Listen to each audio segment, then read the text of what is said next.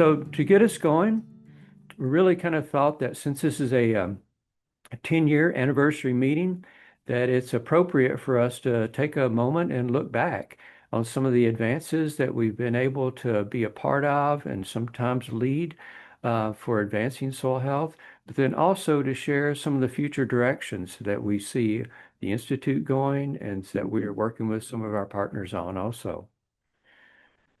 Now, I really kind of like to start thinking and just making sure everybody's on the same page, recognizing so many of the benefits of healthy soils. We know that there are a lot of benefits to farmers, like for helping build drought resilience, therefore, increasing yield stability. And a lot of our work now is also showing that we can significantly help them increase their profitability, particularly by reducing some inputs. And of course, enhancing nutrient availability is one of those also benefits that we see. And you can imagine this comes through, of course, that, when you improve the organic matter in the soil, what's tied to that organic matter is often things like nitrogen and phosphorus. And but then also when you're improving soil health, you're reducing the compaction in many cases. You're making the soil easier for roots to penetrate through that soil and therefore take up water and those nutrients. So you're not only increasing nutrient availability, but you're increasing the efficiency or the ability of the plants to take up those nutrients. So that's another one of those really important tie-ins that allows farmers in many cases to reduce their inputs, particularly the fertilizer inputs, when they improve the health of their soils. In many cases, a lot of these rotation crops have disease suppressive qualities, so they can suppress some of the soil-borne pathogens also. And of course, a lot of the environmental benefits are tied to things like increasing carbon storage, carbon sequestration, reducing greenhouse gas emissions, and improving water quality. But we recognize that really to bring all these benefits to scale, that what it depends on is not just people like us at the Soil Health Institute that are conducting the science and trying to help people apply it, but it really is going to depend on our landowners, those people that are managing the land and just making the decisions on a daily basis of what practices that they're going to use.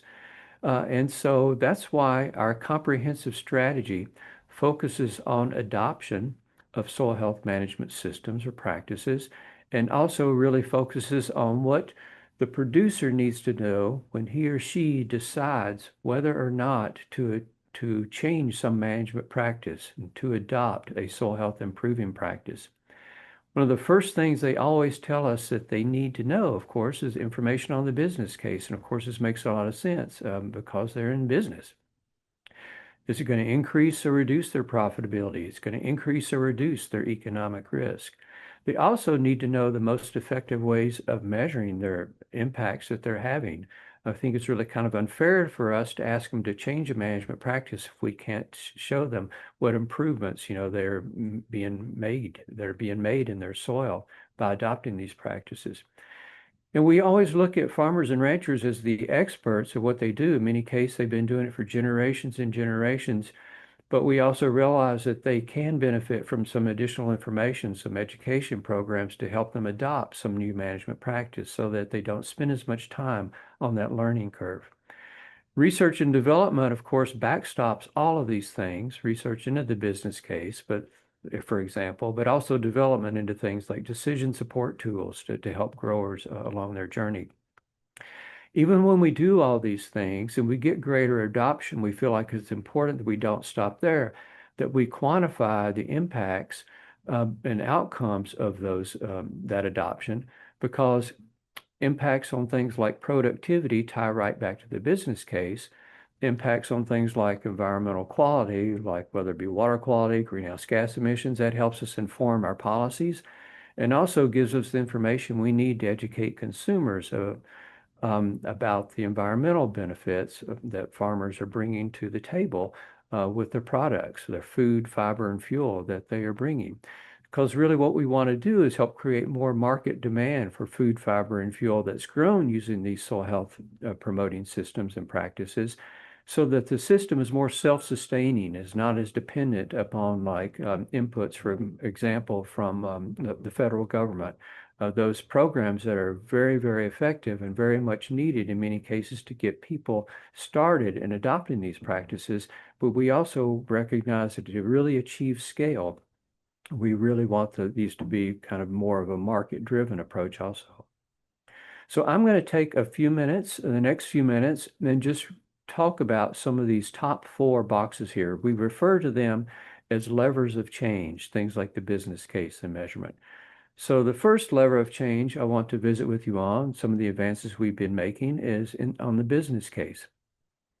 One of our first projects on the business case where we interviewed 100 farmers across 9 states where about 70% of the corn and soybeans produced, wide ranges of mean annual precipitation, wide ranges of mean annual temperature, wide ranges of growing degree days.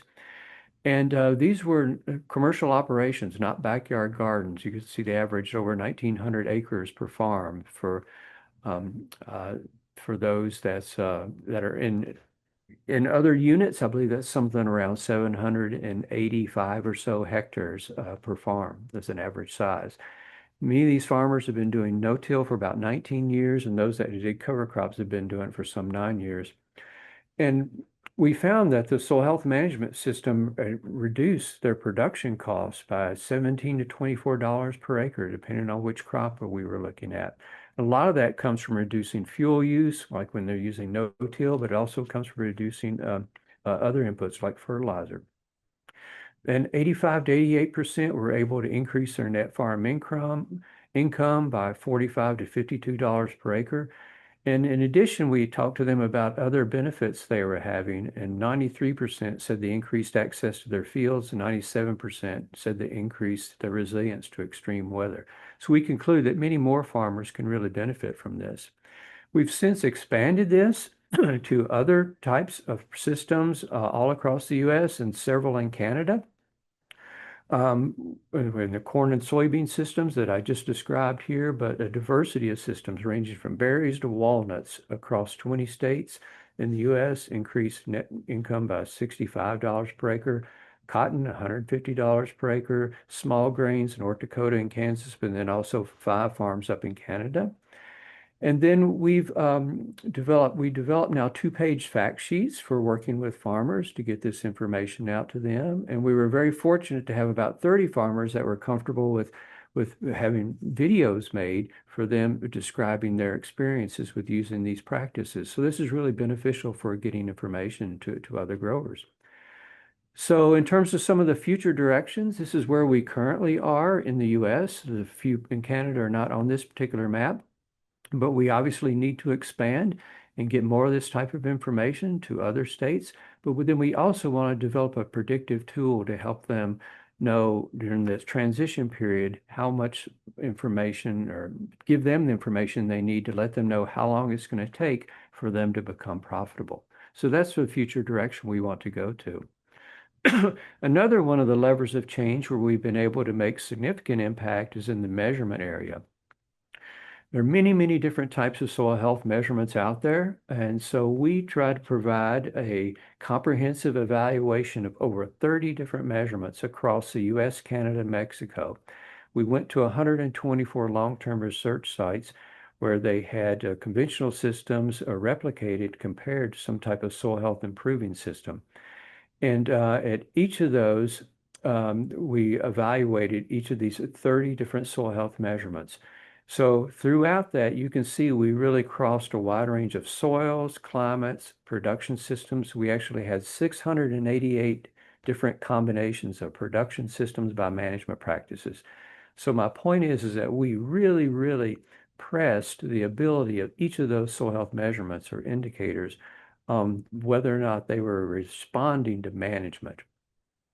And the results of that, those analyses are now documented by SHI in 8 peer-reviewed publications. But our partners that we worked with have now also published another 21. So in total, 29 peer-reviewed publications on that work. And we've developed some laboratory standard operating procedures so that labs now that are interested in taking up these measurements and providing that information to farmers have the detail that they needed to know in order to provide this information for them. Now, what we found in that project was out of those 30, many were very effective. But we then realized we want the practical application of soil health. We're not just doing this for academic reasons. We want people to have measurements that they will use. And so that means we needed to identify an essential suite. It would be easy to say, do all these 15, but then it would be really costly. Not many people would do it. And so we looked through additional filters of cost, availability. Was it a given measurement redundant with another measurement? Could many labs do a particular measurement, or could only one lab do that measurement? And we boiled it down to what we were recommending with this essential suite: organic carbon concentration, carbon mineralization potential, which is you can think of as just kind of biological activity, aggregate stability, how the sand, silt, and clay particles, bind together that allows more root penetration and water infiltration, and water holding capacity. Available water holding capacity is pretty hard to do. It's costly, it's time consuming, but we were fortunate to have enough data. And one of our scientists, Diana Bagnall, that you'll be hearing from the next session, she and the other team members developed predictive equations. So now that can be predicted based on some of these other measurements like carbon and sand, silt, and clay. And so it does not have to be measured. And aggregate stability was another measurement that we worked with the University of Sydney on. They had developed an app a couple of years ago that needed some improvements, some refinements, and we worked closely with them to provide those refinements. And now this Slake's app is available for wide use, and that will be demonstrated also this afternoon by Dr. Liz Reiki. She'll have a workshop on that later on today. This picture here is we were working with some folks and training some folks on using the app in Nigeria. This group works with a lot of farmers in Nigeria, and they were extremely excited because they don't have a lot of access to labs. And so my point is that we're recommending 4 the essential suite of soil health measurements, but only 2 have to be done in the lab now because aggregate stability can be done on the phone, and available water holding capacity can be just done on an equation. So it makes it very affordable, very easy for people to do. One of the advancements we were also excited about is now USDA's Natural Resources Conservation Service that provides financial assistance to growers for adopting particular practices is now providing financial assistance for using these soil health measurements, this essential suite that we are recommending. Now, identifying the most effective measurements was a huge advancement, but it also comes down at that point was how you're going to interpret it. And so Dr. Christine Morgan, under her leadership, has been leading this effort. You'll be hearing from her tomorrow on soil health benchmarks. So to understand soil health benchmarks, it's good to know 2 things. One, different soils have different capacities. Secondly, the picture on the left and the picture on the right are taken of the same soil on the same day, just on different sides of the fence. So we can go to like the place where the picture on the left, where they are not using soil health improving practices, and we can make some measurements in those local soils and consider, okay, that's kind of the baseline condition. We can go to the picture on the right that's optimally managed for improving soil health, call it basically a reference site. It's often a pasture site that's well managed, or within a fence row, something that hasn't been disturbed.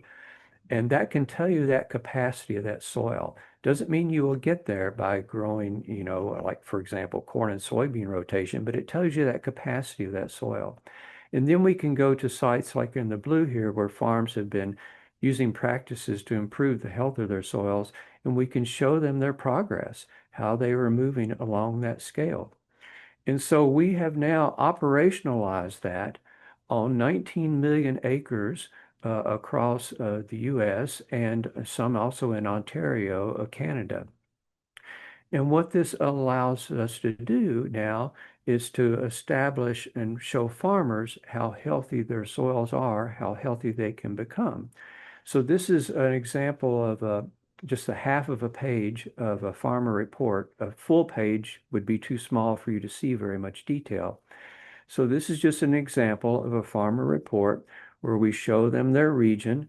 So again, we're keeping everything local. So we're comparing just soils of a pretty small, relatively constrained region, so that it's most accurate for interpreting.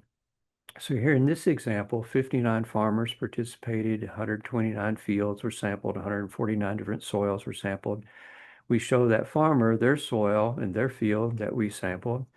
And then we show them, okay, in your local region here, here's where the baseline is when it comes to soil organic carbon. This is what these farmers in your region are finding. They're using baseline practices like, for example, heavy tillage, no cover crops. Here's the reference site in the green. This is how healthy that soil could become. And in your local region, this is what farmers using these soil health practices are achieving. And oh, by the way, this red line, this is your soil. This is where you are. And so that automatically brings farmers to say, oh, how can I move up? How can I improve the health of my soil? And so that allows us now to have that next conversation with them about adopting these practices and looking at what they are currently doing and how they can improve the health of their soil. So it can be a tremendous motivator for adopting these soil health improving practices.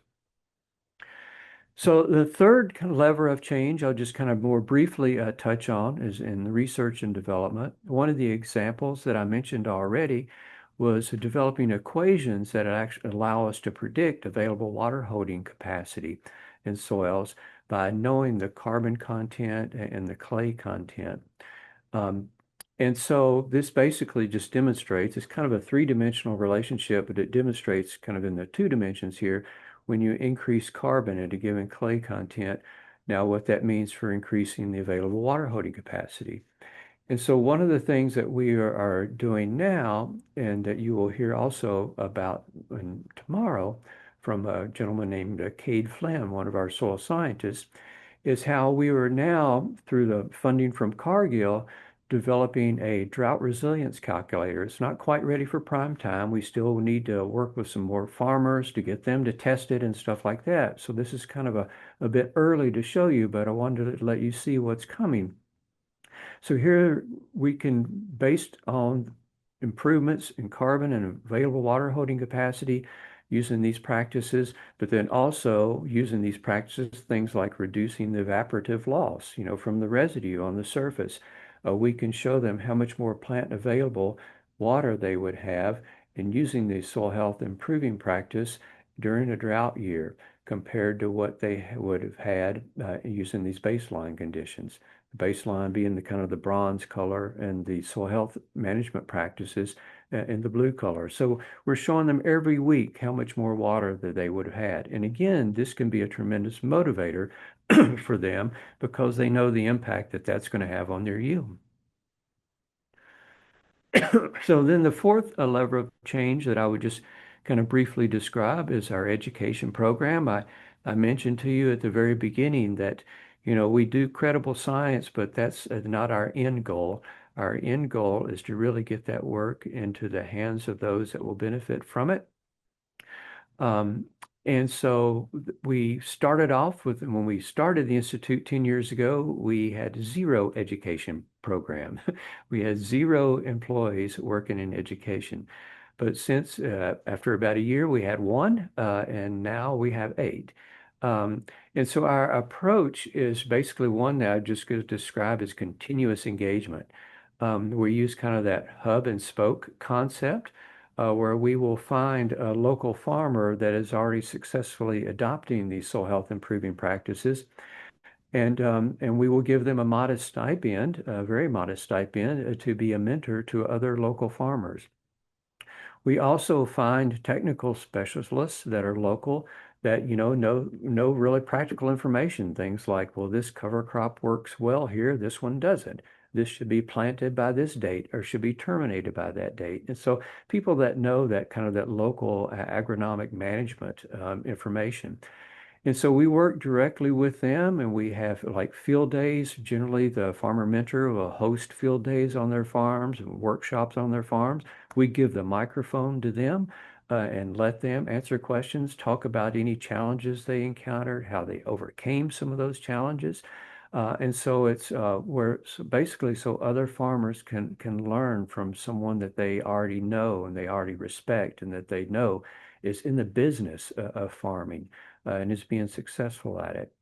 And of course, after those field days and workshops, then we follow up with things, holding, particularly during the winter months, webinars and providing videos and fact sheets.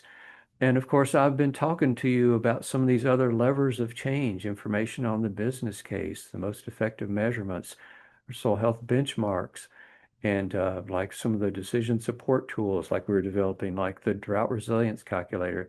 So that, of course, is now an opportunity for incorporating all of that type of information of our learnings into these education programs for farmers. So they see the business case and they see how healthy their soil is and how much healthier it can become. So they can learn some of those practices for achieving that higher level of soil health and building that drought resilience and other things and reducing their input costs that are so important to them.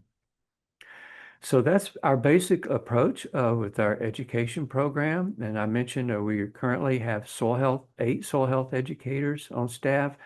But now, of course, we've engaged 10 local technical specialists and are currently engaging 14 local farmer mentors. That kind of sounds a lot, but we know it's not a lot when it comes to the landscape that's out there that we're working to cover. And that's okay because there's a lot of partners doing it too. And we often invite them to our workshops and working with farmers, and they invite us. And we're all trying to do this, for the better good. But right now we have at this point a footprint. It kind of varies depending on levels of resources, of interests in the partners, and things like this. But we are engaged in one way or another in some 35 states in the U.S. and 3 Canadian provinces. Our folks have delivered well over 100 education sessions, kind of quick counting. I know it's far exceeded 100. And then they've also reached well over 25,000 stakeholders. In terms of the kind of the future direction of our farmer education program, we're just seeing the need for really expanding this same local farmer to farmer networks. And again, that's where a lot of our partnerships come in. But I just don't think that we're ever going to really have too many of our soil health education programs. But then also we want to develop more and more of the educational webinars, get them out there, farmer to farmer videos, because it's so powerful for allowing farmers to hear from other farmers, how they've, addressed certain barriers, what benefits they've seen for building drought resilience and other aspects of improved soil health. And then, of course, we actually learned during COVID days that we could have some pretty effective virtual field days. We know that's not as effective as being in person, obviously, but you can reach more people and still get some good information across having virtual field days, and particularly if they can have good Q&A afterwards. We're looking at developing more of a train the trainer program to help certify trainers and also really expanding this so that other people from other countries speaking other languages can also benefit through closed captioning and other translation services too. So I've hit on a number of things, our levers of change on the business case, the measurements, the research and development, the education programs. And I wanted to share with you that also where we are going is really integrating all of these levers of change into a producer portal that essentially we could describe as kind of a place-based science translation and delivery tool.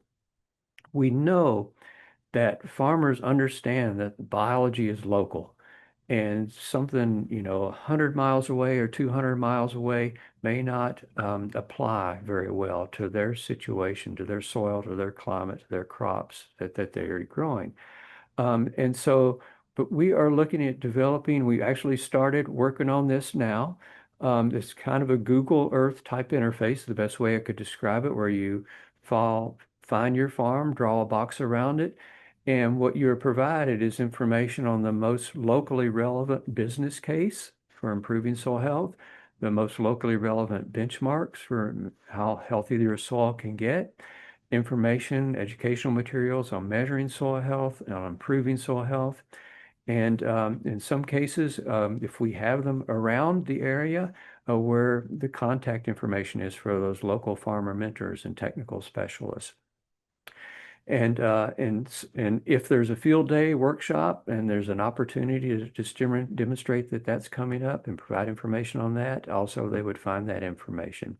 And of course, an option to share that information with the Institute so then we can help assess more of the kind of the soil health of a given region, with knowing that on-farm data.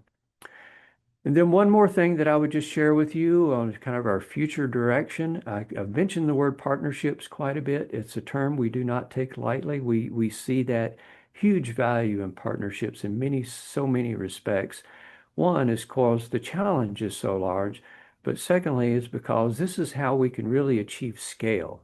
We can really bring all these benefits like that we talked about early on, like improved water quality, reducing greenhouse gas emissions. We can really achieve all these environmental benefits at scale the more and more that we get greater adoption of these soil health improving practices, and then not just the practices, but the actual improvement of the soil health.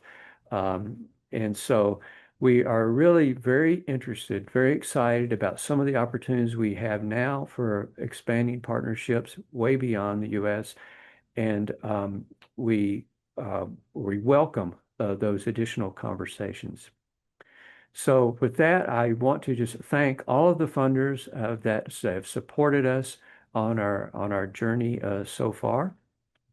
And won't go through all the list right here, but it's very clear to say that the Soil Health Institute is a nonprofit. I mentioned that early on too, and so we are 100% dependent upon those individuals and organizations that have that passion that we have, that see the benefits of improving soil health, and that also is really forward-looking because it's not just for our current generations, but it's really helping preparing the agricultural systems and preparing the environment, the earth essentially, for those next generations too. And so those types of investments can really help us get there, and that's what we're dependent upon. And so we just can't thank our sponsors and funders of our programs enough that are allowing us to make this impact. And so many of you I know that are on now are already partners and cooperators with the Institute. So I really wanted to thank you too.